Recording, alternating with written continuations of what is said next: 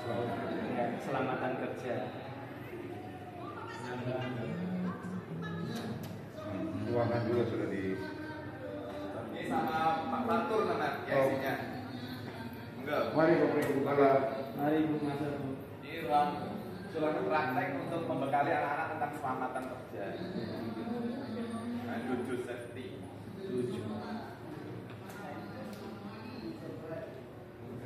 Nanti akan dijelaskan secara singkat.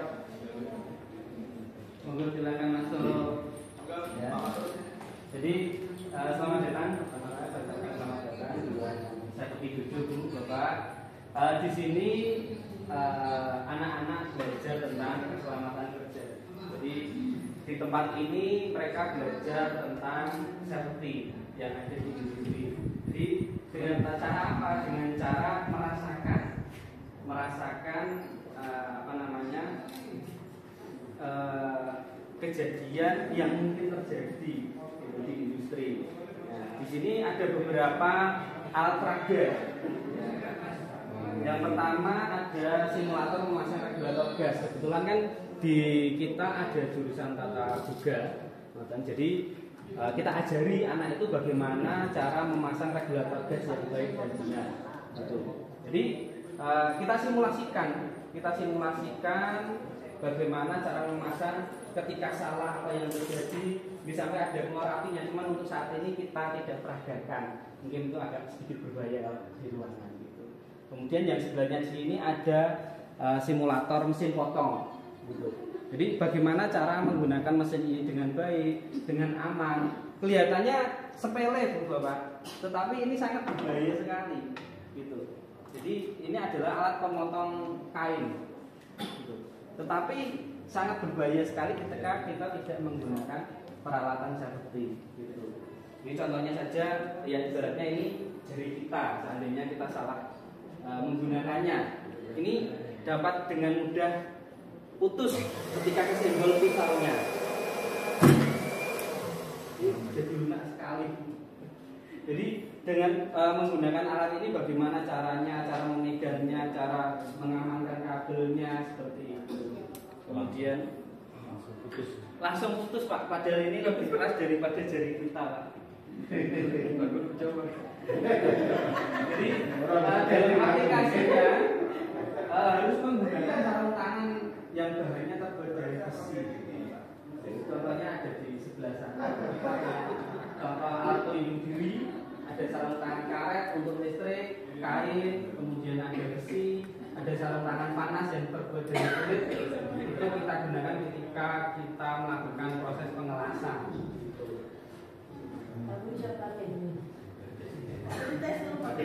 Ini untuk APD yang digunakan. Nah, di sini masih banyak lagi, seperti contohnya ada simulator terlilit bal dan led. Jadi memang tujuan simulator di sini adalah anak merasakan, biar lebih peka terhadap yang namanya safety seperti itu. Jadi contohnya terlilit bal, jadi anaknya tangannya suruh memasukkan ke sini. Bagaimana rasanya kalau terjepit rantai? Gitu, memang sengaja merasakan. Oh ternyata sakit, berarti rantai ini berbahaya. Gitu. Tapi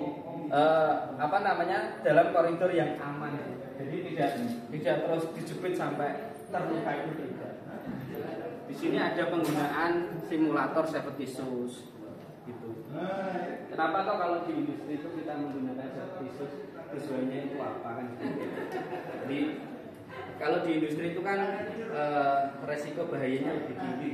Kalau di sekolahan itu mungkin tidak terlalu berbahaya seperti di industri.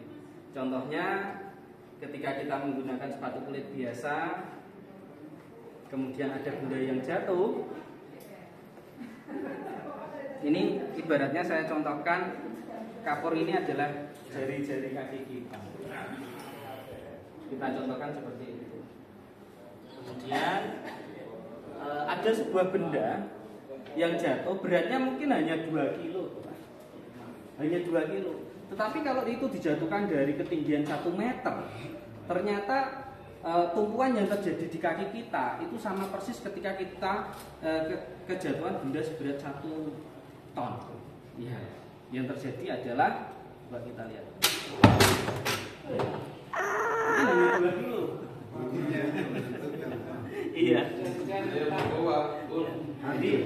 terjadi pada kapotnya atau jari kita bisa hancur. Walaupun itu beratnya hanya 2 kilo. Gitu. Seandainya ada benda yang jatuh, terus menimpa kaki kita, apa yang terjadi seperti ini? Jadi harus pakai mungkin. Yang safety. Iya. Kalau untuk listrik pakai mana? Untuk pekerjaan listrik pakai yang safety cukup. Ya ini juga Ini sama. cukup kayak ini. Ya, yang seperti ini cukup. Jadi bedanya ini ada besinya, kalau yang ini tidak. Ya, kalau ini ada besinya. Jadi kemampuan dari sepatu ini bisa menumpu sampai 2 ton. Ya, kemampuan untuk seperti ini. Ya, kita tarik lagi aja.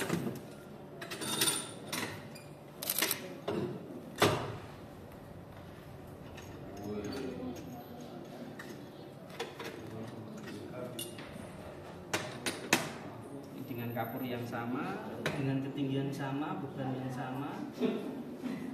Kita coba jatuhkan. Tenang sih. Batu baru itu coba dulu di sini. Batunya baru.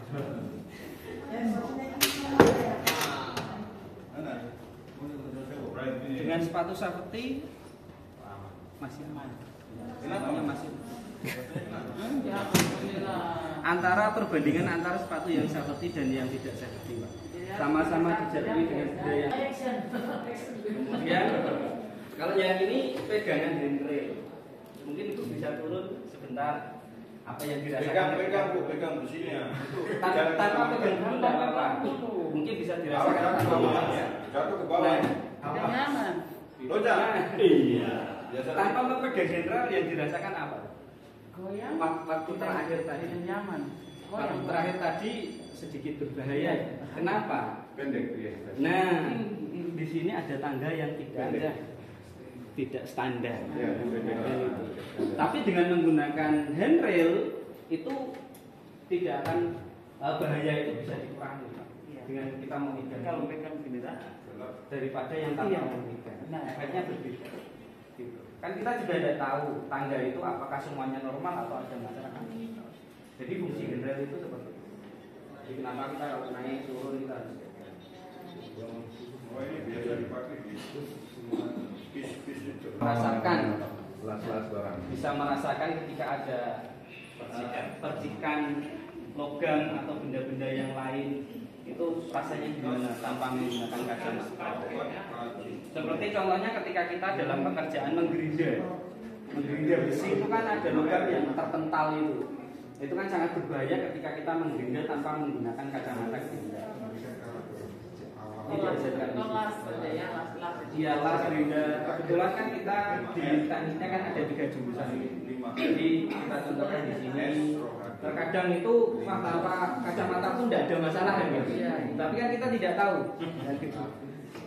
Kemudian di sini ada simulator terjepit air silinder. Nah, kalau ini kita cukup melihat, tidak perlu merasakan bagaimana rasanya terjepit. Ini contohnya. Air silinder yang kita gunakan hanya yang kecil. Ini kan kecil sekali, kalau di industri itu besar-besar. Tapi tenaga yang dihasilkan walaupun kecil ini itu luar biasa. Iya. Ini contohnya seperti ini. Pompa ini angin. Minyak belum keluar.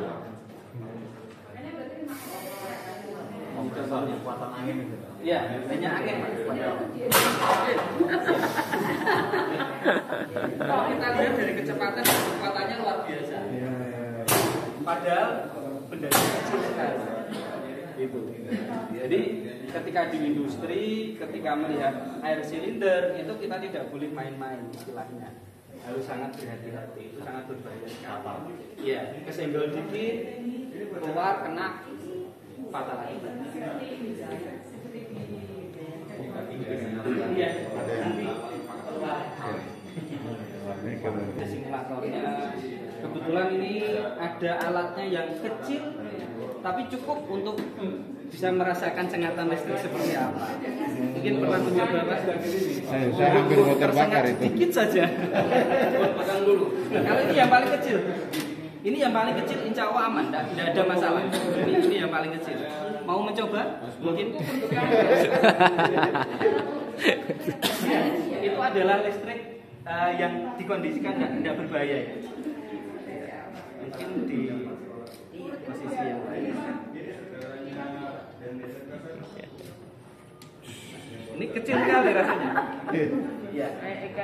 Itu aja kaget Pak ya. Ya. Itu rasa tersengat listrik dengan voltase di bawah 100 volt. Nah, kalau yang di PLN itu kan 220. Nah, bisa dibayangkan rasanya seperti apa. Ini hanya sekitar 1/10-nya Pak tadi Pak. Jadi kalau listrik PLN ya 10 kali lipat yang Bapak rasakan tadi. Gitu.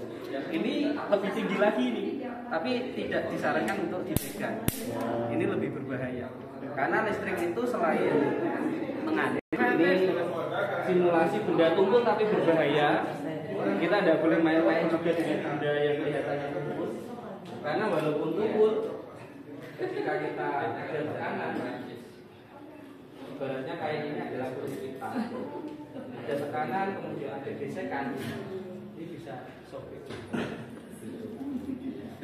Ini tumpul Pak, ini tidak tajam, tapi juga berbahaya. Dan yang terakhir ini,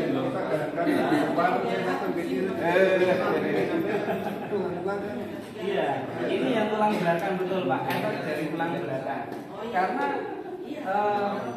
untuk laki-laki di atas 20 kilo itu adalah benda berat, tidak boleh asal mengangkat benda tersebut.